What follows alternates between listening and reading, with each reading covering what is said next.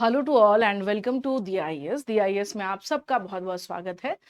आज के इसमें जो हमारा टॉपिक रहेगा, तो first of all have a look कि आज हम लोग कौन कौन से टॉपिक करने वाले हैं। तो यहाँ आप देख सकते हैं करंट अफेयर्स में इसराइल और ईरान के बीच में सीज फायर। चूंकि आपको पता है कि ऑलरेडी क्या चल रहा था, कॉन्फ्लिक्ट चल रहा था, वॉर शुरू था, बट अब यहाँ क्या हो चुका है, सीज फायर हो चुका है। यहाँ पर हम देखेंगे आज की जो न्यूज में रहेगा वो ये है, इसराइल ईरान के बीच में cease fire. The second news is India enters top 100 in SDG report. SD report, SDR report में सस्टेनेबल रिपोर्ट जो है हमारा 2025 में भारत जो है टॉप 100 के लिस्ट में आ चुका है। तो इसके बारे में भी हम लोग देखेंगे, इन डिटेल एनालिसिस हमारा रहेगा कि इसमें क्या महत्वपूर्ण बातें रही। और उसके अलावा है 15th century cultural lamp found in Karnataka temple. ठीक है ना, 15वीं शताब्दी का हम क्या देख रहे हैं कि स्कल्पचरल क्या मिला है, लैंप मिला है, कहां पर, कर्नाटका के मंदिर में। तो ये भी क्या है, महत्वपूर्ण है, specially in context of your art and culture also. तो आइए चलते हैं, हम लोग आज के पहले न्यूज पर चलेंगे। तो पहला न्यूज है इजराइल ईरान सीज फायर। आइए देखते हैं यहाँ पर कि क्या हुआ, क्योंकि आपको ज्यादातर कहानी मालूम है कि है ना, ऑपरेशन राइजिंग लायन, फिर उसके बाद से प्रॉमिस 3, किस तरह से इन दोनों के बीच में जो कॉन्फ्लिक्ट्स चल रहा था। तो यहाँ देखेंगे इसराइल जो है conducted preemptive strikes on Iran nuclear facilities, escalating into a wider conflict. Okay, and US backed the military offensive, drawing global attention to nuclear security also. Iran retaliated by striking US bases in West Asia. आइए इसमें देखते हैं कि क्या इसमें महत्वपूर्ण बातें रही इस न्यूज के संदर्भ में। इसराइल ने ईरान की परमाणु सुविधाओं पर पूर्व प्रतिरोधी हमले किए, जिससे व्यापक संघर्ष क्या हुआ, बढ़ा। यानी अटैक जब इसराइल के द्वारा किया गया, तो हम क्या देख रहे हैं यहाँ पर कि इनके बीच में क्या हुआ, आपस में जो है कॉन्फ्लिक्ट और बहुत ही ज्यादा क्या हो गए, बढ़ गए, बहुत ज्यादा यहाँ पर संघर्ष जो है, और एक्सट्रीम लेवल पर, या ये कह सकते हैं कि संघर्ष बहुत तेजी से आगे बढ़ा यहाँ पर। अमेरिका ने फिर इसके बाद यहां एंट्री होती है इस युद्ध में अमेरिका की। अमेरिका ने सैन्य हमलों का समर्थन किया, जिससे परमाणु सुरक्षा पर वैश्विक ध्यान आकर्षित हुआ। देखिए, अब सवाल ये उठता है कि इसमें जब यूएस की एंट्री होती है, तो यूएस का ये कहना था कि ईरान जो है ये छुप के क्या कर रहे हैं, ये न्यूक्लियर वेपन्स बना रहे हैं।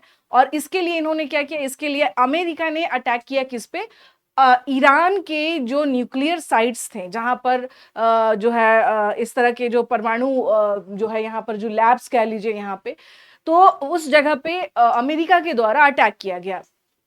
ईरान ने पश्चिम एशिया में अमेरिकी ठिकानों पर क्या किया, जो है हमला करके जवाबी कार्रवाई की। अब देखेंगे यहाँ पर कि यहाँ पर ईरान ने क्या किया कि वेस्ट एशिया में जो, स्पेशली चूंकि आपको पता होगा कि यूएसए के लगभग सब जगह पर क्या है, बेस हैं, सब जगह पर क्या है, जगह उनके ऑलरेडी है या सैन्य अड्डे हैं।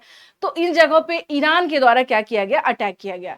अब ये कंडीशन ये थी कि ऐसा लग रहा था कि now we are in the era of like, या फिर ये कह सकते हैं कि this is the starting point of World War 3 also. मतलब कुछ लोग तो अब ये जो है अज्यूम भी करने लगे थे कि लगता है कि जो है थर्ड वर्ल्ड वॉर जो है की शुरुआत हो चुकी है, क्योंकि वर्ल्ड में हम क्या देख रहे हैं, ग्रुपिज्म चल रहा है, या फिर ये कह सकते हैं कि गुटों में क्या हो चुके हैं, ये बढ़ चुके हैं। तो यहां देखेंगे इश्यूज विथ इंटरनेशनल नॉर्म्स के संदर्भ में देखा जाए। यहाँ पे देखिए, Iran is a signatory of nuclear non proliferation treaty NPT and subjected its nuclear facilities to scrutiny. ठीक है ना, Israel is not a signatory to NPT and has under जो है undeclared nuclear weapons also। तो ये कुछ इस तरह के मामले यहाँ पे कि ईरान और इजराइल के बीच में न्यूक्लियर, देखिए ये समझिएगा यहाँ पे, इस बात को लेके ईरान पर हमेशा उंगली उठता रहा है कि ईरान क्या कर रहा है, न्यूक्लियर वेपन तैयार कर रहा है, जो कि इसको नहीं करना है। इससे दुनिया क्या हो जाएगा, न्यूक्लियर वॉर में जो है वो जा सकता है। ईरान ये कहता है कि नहीं, हम उस तरीके से यहाँ पर क्या है, तो वो ब्लेम, आरोप प्रत्यारोप ये चलते रहते हैं एक दूसरे के ऊपर। लेकिन उसके बाद हम क्या देखते हैं, लेकिन क्या है कि यहाँ पर इस बार ये जो कंडीशन क्रिएट हुई, तो इस बार यूएसए के एंट्री करने के बाद, और खास तौर से यूएसए ने इस चीज को बताया, न्यूज में आपने देखा भी होगा कि उसने वही सैन्य अड्डों को क्या किया था, टारगेट किया था, या उन्हीं जगहों को टारगेट किया था जहां पर खासतौर से न्यूक्लियर वेपन्स बनाए जा रहे थे। तो US and Israel's actions could incentivise Iran to withdraw from NPT. ठीक है ना, अब अमेरिका और इजराइल की जो कार्रवाइयां हुई है, ये ईरान को एनपीटी से हटने के लिए प्रेरित कर सकती हैं। यह स्थिति वैश्विक निरस्त्रीकरण मानदंडों के कमजोर होने को भी दर्शाती है. It means the situation reflects weakening global disarmament norms. The current power politics dismantle the deterrence framework and promote brinkmanship यहाँ पर. तो वर्तमान जो है सत्ता की राजनीति निवारक ढांचे को नष्ट कर रही है और अस्थिरता को बढ़ावा दे रही है. देखिए, एक सिंपल सी बात यहाँ पर आपको समझना होगा कि ये जो कंसर्न चल रहे हैं, है ना, इस संदर्भ में अगर हम लोग देखें कि ये पूरी परिस्थितियां कहाँ ले जा रही हैं, तो सबसे पहले यहाँ देखेंगे कि इस पूरे युद्ध में अगर if we are talking about the यहाँ देखेंगे इजराइल,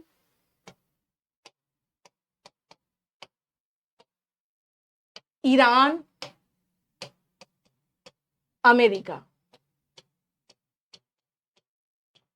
ठीक है जी. अब देखिए यहां पर अगर हम लोग बात करें एंड यूएसए.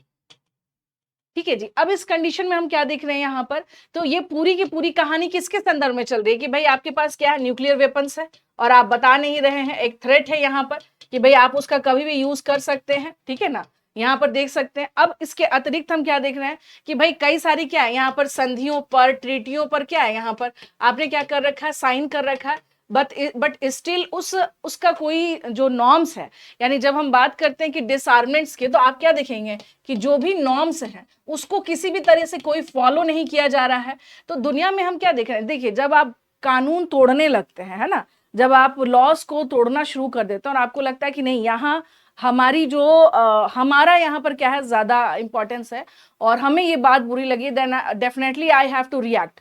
तो इस कंटेक्स्ट में हम क्या देख रहे हैं यहाँ पर कि जो भी नॉर्म्स बनाए गए हैं, रूल्स रेगुलेशंस बनाए गए हैं, इस तरह से क्या हो रहा है कि इन देशों के माध्यम से आप क्या देख रहे हैं कि जो भी कानून है, कायदे कानून की, भाई अंतर्राष्ट्रीय स्तर पर जब हम वैश्विक शांति की बात करते हैं, whenever we are talking about the international level पे पीस की बात करते हैं, तो उस टाइम पे आपको क्या दिख रहा है कि उस टाइम पे ये आपस में ही क्या हो रहा है कि ये जो भी रूल्स रेगुलेशन है उसको तो कोई भी यहाँ पर फॉलो ही नहीं कर पा रहे हैं. तो एक तरह से ये देखेंगे आप कि इससे दुनिया में क्या हो रहा है, अनस्टेबिलिटी ज्यादा बढ़ रही है इससे. अब आते हैं यहाँ पे कि इसमें भारत की क्या स्थिति रही, what was the India's position. क्योंकि आप देखेंगे इजराइल और ईरान के बारे में जब हम बात करें तो इंडिया के दोनों से ही क्या है संबंध बहुत अच्छे हैं. अब कैसे हम देखेंगे यहाँ पर, so India called for de escalation and refrained from taking sides with strategic interest in both Iran Chabahar port and Israel defense ties. India maintained neutrality. यानी भारत के संदर्भ में देखा जाए तो भारत ने तनाव कम करने का आह्वान किया और किसी भी पक्ष का पक्ष लेने से भारत ने परहेज किया कि भाई ना तो हम इजराइल के साथ हैं यहाँ पर इस युद्ध में और ना ही तो हम ईरान के साथ हैं. ठीक है ना, क्योंकि हम क्या है, हम शांति चाहते हैं, वी वांट सीज फायर. तो यहाँ देखेंगे ईरान चाबहार बंदरगाह और इजराइल, चूंकि रक्षा संबंध आपको पता है यहाँ पर इजराइल से हमारे बहुत पुराने और लगातार प्रगाढ़ होते हुए हमारे संबंध हैं. ईरान के साथ भी हमारे संबंध खराब नहीं है, चाबहार पोर्ट पे काम चल रहा है, सो दैट्स वाई ईरान का भी अपना क्या इंपॉर्टेंस है. तो दोनों में रणनीतिक हितों के साथ भारत ने तटस्थता बनाए रखा. तो इस संदर्भ में अगर आप देखेंगे तो यहाँ पर हम क्या देख रहे हैं कि इंडिया ने न्यूट्रलिटी वाला जो है यहाँ पर मेंटेन किया यहाँ पे. अब आगे की राह के देखा जाए तो reviewing JCPOA Iran nuclear deal could bring balance. ठीक है ना, global powers must recommit to the NPT and non proliferation mechanism. ठीक है ना, तो जो भी वैश्विक शक्तियां हैं उनको एनपीटी और अप्रसार तंत्र के प्रति फिर से प्रतिबद्ध होना पड़ेगा. क्योंकि यहाँ समझिएगा, यहाँ पर हमने चाहे लाख हम यहाँ पर एनपीटी पे हम साइन कर दें, ठीक है ना, या फिर हम नॉन प्रोलिफरेशन पे हम उसके साथ जुड़े हों, but still the problem is that कि हम उसको क्या कर रहे हैं, हम उसे डिनाई करते जा रहे हैं और डिनाई करके हम क्या कर रहे हैं, हमें जो लग रहा है ठीक हम वो कर रहे हैं. तो इससे क्या हो रहा है, इससे एक अनस्टेबिलिटी वाली कंडीशन क्रिएट हो रही है और ये इट्स नॉट गुड, ये अच्छा नहीं है. अगर देखा जाए तो ये अच्छा नहीं है. तो इस प्रकार से अगर देखा जाए तो जो सीज फायर आपने देखा यहाँ पर, तो इस सीज फायर में हम क्या देख रहे हैं, इजराइल, ईरान, अमेरिका की भूमिका और इसके बाद इन सब का प्रभाव. सबसे महत्वपूर्ण होता है क्या, what was the impact of this war, प्रभाव क्या रहा. ठीक है ना, तो अब आप समझ सकते हैं एक तरह से यहाँ देखेंगे कि देशों का, यानी कि सीज फायर हुआ तो है लेकिन किस प्रकार का ये युद्ध रहा, या बीच बीच में एक दूसरे पर ये अटैक कर रहे हैं, है ना. तो ये सब चीजें बहुत आगे मायने रखती हैं कि ये वास्तव में इन चीजों को मान पा रहे हैं कि नहीं मान पा रहे हैं. So these are very important and specially Middle East में अगर देखा जाए तो इसको लेकर के किस प्रकार का तनाव और किस प्रकार से प्रभाव के संदर्भ में, चाहे वो इकोनॉमी के संदर्भ में हो, ठीक है ना, कैसे उसका इम्पैक्ट पड़ रहा है कंटेक्स्ट में, क्योंकि आप देखेंगे कि बहुत ही मेजर क्या है, रूट है ये, खासतौर से व्यापार वाणिज्य का, तो ये प्रभावित हो रहा है। उसके अलावा अगर हम बात करें कि इजराइल, चूंकि अभी आप देख रहे हैं कि ऑलरेडी पैलेस्टीन के साथ क्या रहा है इनका, गाजा को लेकर के आप देखेंगे यहाँ पर, और अब क्या है यहाँ पर ईरान वर्सेस यहाँ पर जो है इजराइल। तो अभी क्या कंडीशन उभर के आ रही है, और इसके साथ साथ एक चीज और ध्यान रखेंगे, मैंने आपको लास्ट कुछ दिन पहले बताया भी था, रशिया यूक्रेन में जो है आपने देखा कि यूक्रेन ने अटैक कर दिया रशिया के जो है आपको सैन्य अड्डों पे। तो एक तरह से दिखा रहा है कि अनस्टेबिलिटी वाली कंडीशन है। अगर सीज फायर हुआ है तो we can't say like that कि ये सीज फायर बना रहेगा या फिर ये चीजें रुकी रहेंगी, हो सकता है कि ये फिर एक दूसरे पर क्या करे, अटैक करे। तो यहाँ पर हम देख सकते हैं यहाँ पर कि यहाँ जरूरत है संयुक्त राष्ट्र को, यूएन को एक महत्वपूर्ण जो है भूमिका में आने की। तो आप देखते हैं, लेट्स सी कि क्या होता है कल जो है इसमें, चूंकि अगर आप लोगों को इसके बारे में नहीं पता होगा, एनपीटी एंड नॉन प्रोलिफरेशन, मैं इसके बारे में कल की क्लास में आप लोगों को क्या करूंगी, बता दूंगी, ताकि आपका ये क्या रहे, कंप्लीट रहे कि ये क्या है। ओके, चलिए now come, let's come to the another news. अब हम लोग चलते हैं अपने अनदर न्यूज पे। India enters top, 1 second, India enters top 100 in sustainable development report, SDR के बारे में हम देखेंगे यहाँ पर। 2025 में भारत की एंट्री हो गई टॉप 100 में।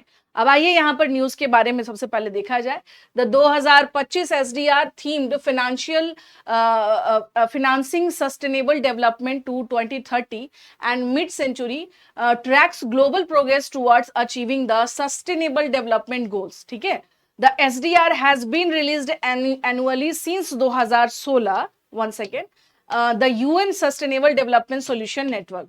अब इसके बारे में थोड़ा जान लीजिए कि सस्टेनेबल डेवलपमेंट रिपोर्ट किसके द्वारा लाया जाता है और इसके क्या मायने हैं। मैटर करता है कि what is the importance of SDR report, ठीक है ना, और अगर इसमें भारत की एंट्री हो गई अंडर 100 में तो ये कैसे महत्वपूर्ण है भारत के लिए भी, वैश्विक स्तर पर भी अगर देखा जाए तो। 2025 एसडीआर, जिसका कि विषय है 2030 और मध्य शताब्दी तक सतत विकास का वित्त पोषण, सतत विकास लक्ष्यों को प्राप्त करने की दिशा में वैश्विक प्रगति को ट्रैक करता है। ठीक है ना, मींस वर्ल्ड लेवल पे हम देखते हैं कि जो हमने जो टारगेट्स है उस टारगेट्स को हम अचीव कर पाए हैं या नहीं कर पाए हैं। अब आते हैं यहाँ पे एसडीआर को 2016 से संयुक्त राष्ट्र सतत विकास समाधान नेटवर्क के द्वारा हर साल जारी किया जाता है। मींस ये हुआ कि एसडीआर जो रिपोर्ट आप देख रहे हैं, तो ये हम क्या देख रहे हैं कि ये एनुअली रिलीज होता है from 2016 by the UN sustainable development solution network, this is called SDSN. इसके थ्रू क्या होता है, इसे जारी किया जाता है। और इसमें जो महत्वपूर्ण बातें हैं वो आपको थोड़ा सा क्या करना है, यहाँ समझना है। जैसे यूएनएसडीएन जो है लॉन्च्ड हुआ था 2012 में टू मोबिलाइज, यहाँ देखेंगे, हाँ जी, इसके बारे में देखेंगे। UNSDSN was launched in 2012 to mobilize scientific and technological expertise for the implementation of the SDGs and the Paris Climate Agreement। यानी UNSDSN को सतत विकास लक्ष्यों और पेरिस जलवायु समझौते के कार्यान्वयन के लिए वैज्ञानिक और तकनीकी विशेषज्ञता जुटाने हेतु 2012 में से क्या किया गया था, शुरू किया गया था। ठीक है ना, so basically the global goals, जैसे इसमें रखा गया कि पॉवर्टी नहीं होना चाहिए, यहाँ देख सकते हैं। उसके अलावा यहाँ पे zero hunger, good health, quality education, gender equality, clean water यानी स्वच्छ जो है पानी हमें मिलना चाहिए, अफोर्डेबल और क्लीन एनर्जी मिलना चाहिए। तो आप देख सकते हैं यहाँ पे कि जो है गोल्स है इसमें, और उस गोल्स को हमें क्या करना है, we have to achieve that goals specially for the upliftment of human being also.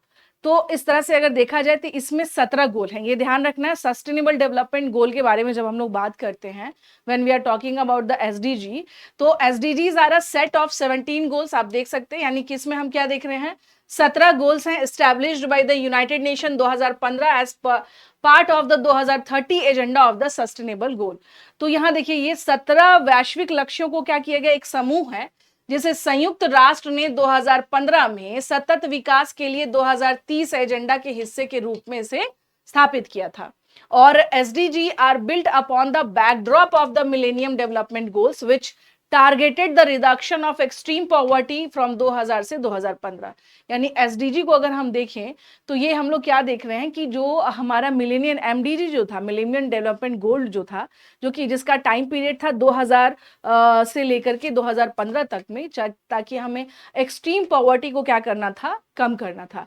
और उसके बाद फिर हम क्या देख रहे हैं यहाँ पर कि उसके बाद हमने जो एजेंडा अपनाया that is called sustainable development goal. हमारा जो गोल है वो सस्टेनेबल डेवलपमेंट गोल है, और इसमें 17 क्या है, टारगेट्स हैं, जैसे कि अच्छे से लाइफ जीना है ना, एक अच्छे जीवन जीने का अधिकार, जॉब अपॉर्चुनिटी का अधिकार, ये बहुत सारी चीजें इसमें 17 गोल्स में क्या है, ऑलरेडी मेंशन है। तो उसे अचीव करना और 2030 तक क्या करना है, हमें उस लेवल तक पहुंचना है। Global commitment to SDG is, तो यहां देखेंगे लगभग 190 out of 193 countries have presented national action plans for the advancing sustainable development. यानी सतत विकास लक्ष्यों के प्रति वैश्विक प्रतिबद्धता के संदर्भ में देखा जाए तो 193 देशों में से 190 ने सतत विकास को आगे बढ़ाने के लिए राष्ट्रीय कार्य योजनाएं क्या की हैं, प्रस्तुत की हैं। SDGs are far off track. None of the SDGs are on track to be achieved by the 2030। यानी कोई भी एसडीजी 2030 तक हासिल करने के लिए सही रास्ते पर नहीं है, अगर देखा जाए तो। क्योंकि अगर ये देखा जाए कि अगर हम लोग अपने टारगेट्स को अचीव कर लें तो ऐसा नहीं है, अभी वक्त लगेगा।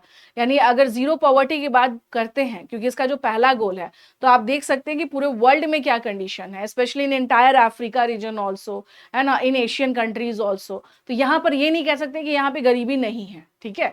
तो यहाँ पर अगर हम लोग देखा जाए कि ये कंडीशन है।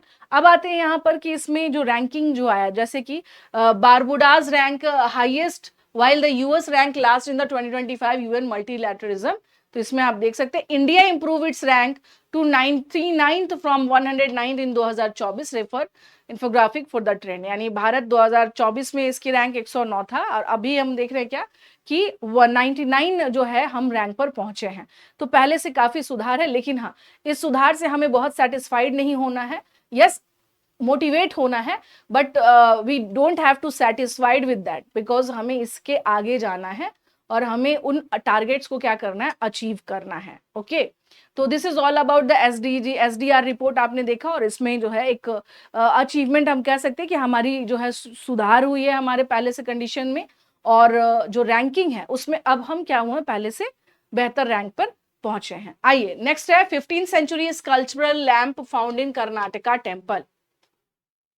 कर्नाटका के मंदिर में 15वीं शताब्दी का एक स्कल्पचर मतलब समझ सकते हैं यहाँ पर आप कि जिसको बहुत ही जो बना करके, बहुत गढ़ करके उसको क्या किया जाता है, बनाया जाता है।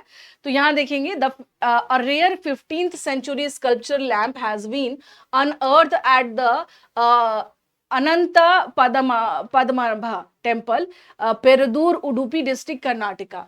यानी कर्नाटक के उडुपी जिले के पेरुदूर जिले में अनंत पद्मनाभ मंदिर में 15वीं शताब्दी में एक दुर्लभ मूर्तिकला से संबंधित जो दीपक है वो खोजा गया है। The lamp stand out for its integrate art work for fuses Shaiva and जो है यहाँ पर Vaishnava iconographic reflecting the syncretic religious tradition of medieval Karnataka. यानी इस दीपक के संदर्भ में अगर हम लोग देखें तो यहाँ हम लोग क्या देख रहे हैं कि ये जो है शैव और वैष्णव प्रतिमाओं से मिलता जुलता है और मध्ययुगीन कर्नाटक की समन्वित धार्मिक परंपराओं को दर्शाता है। इट मीन्स कि it is also related to Lord Shiva and Lord Vishnu also. भगवान विष्णु जी और भगवान शिव जी के जो उस समय पर जो मूर्तियां जैसे उस टाइम पे आर्किटेक्चर में बनाए जाते थे, तो वैसा ही हम लोगों को इसमें क्या दिख रहा है, इनका समन्वय दिखाई देता है। अब ये कहाँ मिला है, तो ये देखिएगा, ये अनंत पद्मनाभा टेम्पल उडुपी कर्नाटका में, ठीक है। लगभग इसका जो एस्टिमेटेड एज माना जा रहा है 15th सेंचुरी।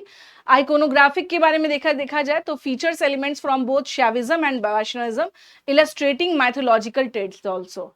यानी इसके संदर्भ में अगर देखा जाए तो हम लोग क्या देख रहे हैं कि ये शैव और वैष्णव दोनों का क्या कर रहा है, दोनों को ही का प्रतिनिधित्व कर रहा है।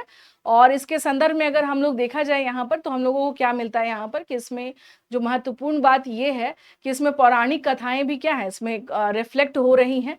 तो इसलिए इसका क्या है यहाँ पर बहुत ज्यादा इंपॉर्टेंस है।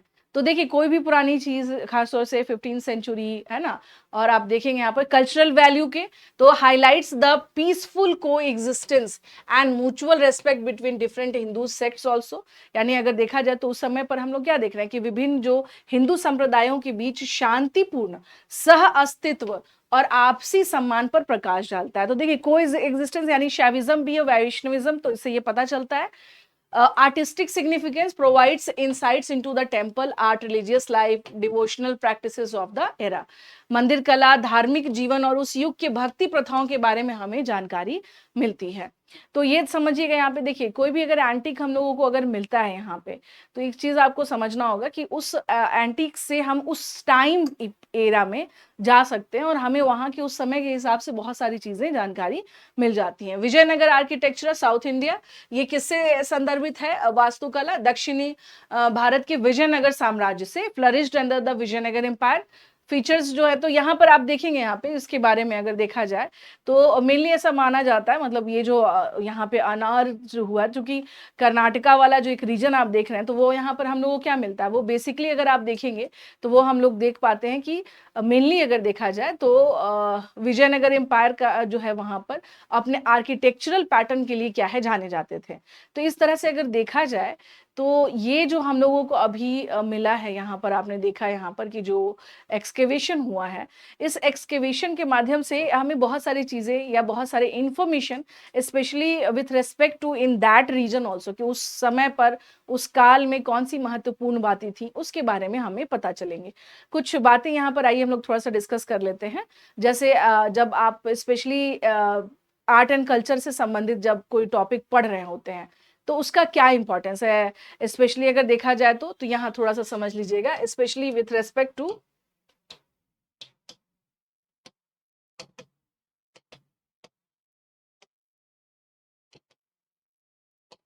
ठीक है ना। अब इसमें क्या है, इसमें हम लोग क्या देख रहे हैं, एक्सकेवेशन। अब इस एक्सकेवेशन में जो भी जैसे कुछ भी अगर पाया जा रहा है, जैसे कोई स्कल्पचर मिल रहा है ना, कुछ मूर्तियां मिल रही हैं, जो भी हम लोग यहाँ पर देख पा रहे हैं, तो उसका क्या है, उसका अपना क्या इंपॉर्टेंस है यहाँ पे। तो ये क्या है, स्कल्पचरल लैंप मिला है यहाँ पर,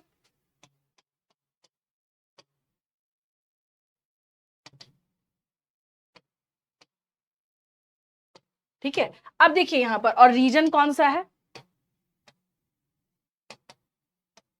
दैट इज कर्नाटका, ठीक है जी। अब देखिए यहाँ पर जो महत्वपूर्ण बात ये है, वो ये आपको जो समझना है यहाँ पर, वो ये है कि हम लोग क्या देख रहे हैं कि स्कल्पचर लैब के थ्रू हम क्या देख सकते हैं कि ड्यूरिंग, चूंकि इसकी आयु अनुमानित की गई है 15 सेंचुरी के आसपास, तो ये वो टाइम पीरियड है जब हम क्या देख रहे हैं कि विजयनगर किंगडम जो आप देख पा रहे हैं यहाँ पर, समकालीन कह लीजिए यहाँ पे साम्राज्य। तो अब देखिए यहाँ पर, तो इसमें बहुत सारी चीजें, खासतौर से उस टाइम का जो भक्ति मूवमेंट है,